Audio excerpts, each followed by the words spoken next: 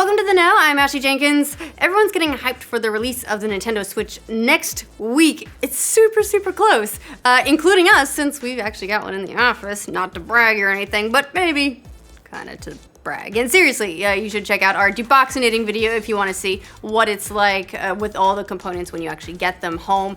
But there's been a little bit of news this week that might take the shine off for a few fans. This morning, Nintendo confirmed that the system's Virtual Console won't actually be available at launch. The company said in a statement, "Virtual Console games will not be available on Nintendo Switch at launch. We will share more information in the future."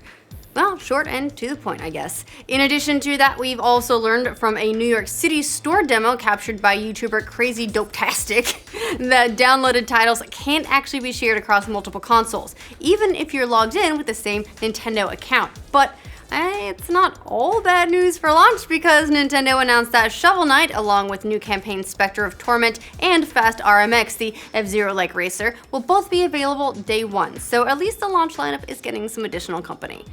And one of the biggest titles coming to the Switch also got a bit of a curious update this week. Bethesda's Todd Howard spoke to Polygon this week in a new interview where he was asked about whether or not the Switch port of Skyrim would be the original version or the newly remastered edition, complete with mods in the game's DLC. And according to Howard, he can't say which of the two we'll be getting on Switch. That's definitely an interesting comment, which is causing some speculation that it will be the game's original version. However, it seems more likely that this will be kind of a brand new, unique version for the Switch, somewhere in between the original version and the special edition. Maybe it's got a bunch of graphical updates, but without mods, and it has the expansions and the DLC.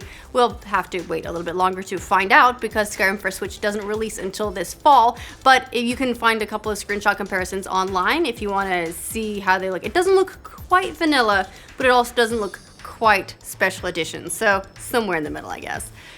Ghost Recon Wildlands launches next week, in between Horizon Zero Dawn and a little thing called the Nintendo Switch, and just ahead of its release, the open beta is now available for Xbox One, PS4, and PC players.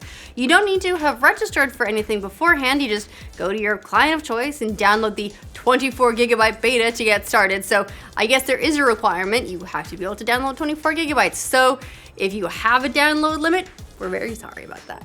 2 of the game's 21 regions are available for General Havoc, plus playing the open beta will give you access to an exclusive mission if you end up getting the full game.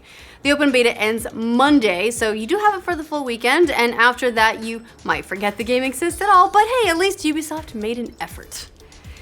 And we've got no clue when the next God of War is coming out, but Amazon may have given us something of a window, at least for its release. The retailer just posted a listing for the upcoming game, dating it for December 29th, 2017. Now, that date is obviously something of a placeholder, but the fact that they're listing it for this year does seem to indicate that they at least have that much to go on.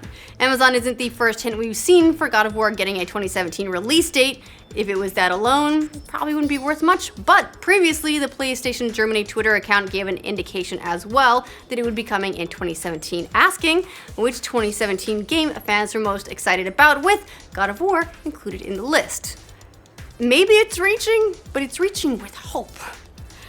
Square Enix is definitely taking a unique approach to post-content releases with Final Fantasy XV. In addition to a wealth of DLC and free seasonal updates, some of which get a little weird, but that's fine, the studio is also working on a number of unannounced improvements to the game's story, as well as some of its more problematic gameplay sections. But now we've got word of even more unannounced changes, courtesy of a 4chan leaker who's had a track record with Final Fantasy XV so far. According to the leaker, we'll be getting a variety of new cutscenes added with some of the upcoming DLC updates. More interestingly, we'll also get an expansion for the game called Versus World, which focuses on the world of dreams Noctis can enter during one later section of the game. Versus World will supposedly have a much darker tone, and we can expect its announcement at E3, according to the leaker. But if you want some actual confirmed news about Final Fantasy XV, Square's revealed a little bit more about the upcoming Gladio DLC. An updated website listing for the DLC mentions that you'll play as Gladio for the entirety of the content, and it takes place during Gladio's absence from the main party midway through the game. Gladio's beefy DLC launches March 28th as part of the Season Pass, or you can get it standalone if you want for $5. Attention H1Z1 fans, a lot of popular esports teams will be competing in an H1Z1 tournament on national TV very soon. The competition will revolve around the deathmatch survival game H1Z1 King of the Kill and will feature a $300,000 prize pool. That's a lot of money. Echo Fox, Rogue Gaming, Denial Esports, and Panda Global are all confirmed for the competition, and 11 more teams will follow. The show, H1Z1 Fight for the Crown, will air on, of all networks, the CW on April 20th at 9 p.m. And there will also be a 5-episode documentary about the tournament. So, looks like another opportunity for esports to break into the mainstream via the CW. Homo Supergirl. We'll see how the tournament is received. Look, gotta say, Supergirl is really good though. Did you hate the remastered versions of the OG Star Wars trilogy? You know, the ones with the CGI Jabba and Greedo shooting first and all that nonsense? Do you just long for a re-release of the movies as they were originally shown? Well, we've been told no for a very long time, but according to a new rumor, your wish might finally come true. Making StarWars.net reports that the unaltered original trilogy will be re-released this year for the trilogy's 40th anniversary.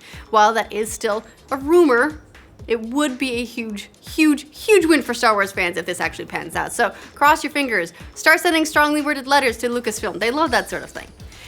A new prologue film for the upcoming film Alien Covenant has been released, and it's already getting some attention around the internet. The 5-minute video shows the ship Covenant's crew enjoying one last meal before they go into cryosleep. It also shows a sick James Franco, but sadly, no aliens burst out of his chest. According to the plot description, the crew of the colony ship Covenant discovers what they think is an uncharted paradise, but is actually a dark, dangerous world. When they uncover a threat beyond their imagination, they must attempt a harrowing escape. Ooh, spooky. Alien Covenant hits theaters on May 19th, so we can all, I guess, follow the harrowing escape for ourselves. EVE Online players will get to hunt for new planets thanks to a new collaboration between the game's developer and a couple of universities. And when I say new planets, I mean new planets. EVE developer CCP says that the collaboration will allow players to interact with real-world astronomical data, according to the market for computer and video games. Through a mini-game called EVE Project Discover, players will help to classify the data, which will be sent to the University of Geneva to help scientists refine their hunt for more exoplanets. This is a pretty big news. If anyone can find new planets, let's face it, it's EVE Online players. Speaking of exoplanets, if you haven't heard, there's pretty big news in the space world. We found 7 new Earths. Well, Earth-like planets to be exact. Astronomers have found 7 Earth-sized alien worlds orbiting the same tiny dim star called TRAPPIST-1, and all of them may be capable of supporting life as we know it, according to a new study. Well, they're in the Goldilocks zone, so they could. It's not too hot, not too cold, it's just right. Looking for life elsewhere, this system is probably our best bet as of today, study co-author Bryce Olivier Demori, a professor at the Center for Space and Habitability at the University of Bern in Switzerland, said. TRAPPIST-1 is a dwarf star, and that's slightly larger than Jupiter and about 2,000 times dimmer than the sun, so you probably won't have to worry about sunburn. I guess that's something.